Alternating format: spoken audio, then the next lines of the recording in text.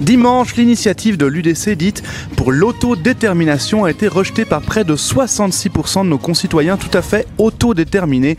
Tous les cantons, même ceux dans lesquels la pizza n'a été légalisée qu'en 2004 comme Uri et Schwytz, ont dit né.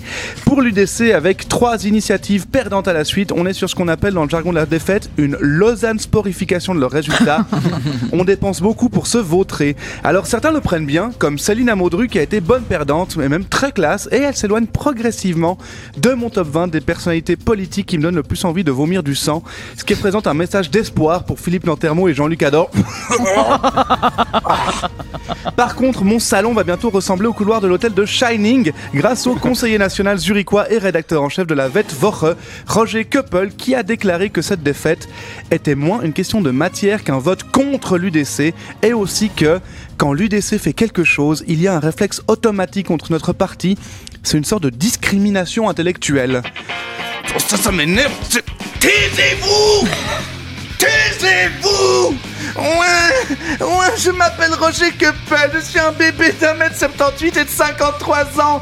Je fais partie de l'UDC, personne ne nous aime, nous sommes les black sheep, les moutons noirs de la politique. Je n'arrête pas de pleurer, dire que l'islam c'est schlecht, pleurer, traiter la Nati de trouble mercenaire multiculturel balkanique presque sans patrie. Et je porte des petites lunettes rondes parce que mon objectif ultime c'est de tuer Indiana Jones. Ouais, Dr. Jones, vous avez trouvé le secret du palais fédéral. Jamais nous ne pourrons faire triompher notre règne de l'ombre sur la Suisse. Nein! C'est injuste et c'est ungerecht. C'est de la discrimination, Herr Jones. Das ist Diskriminierung. Mais ta discrimination intellectuelle, mon coco, je crois bien qu'elle est là, hein, en fait. Tu as peut-être raison. À force d'insulter les 1,5 million de binationaux et les 25% d'étrangers de notre pays, je pense que l'intelligence... Et attention, parce que là, je tape fort, Madame Paco. Je suis Stéphane Guillon-Roman, le trublion du pass, le paysage audiovisuel suisse roman, oui. Je pense que l'intelligence, elle a choisi de discriminer ta petite caboche, mon Roger.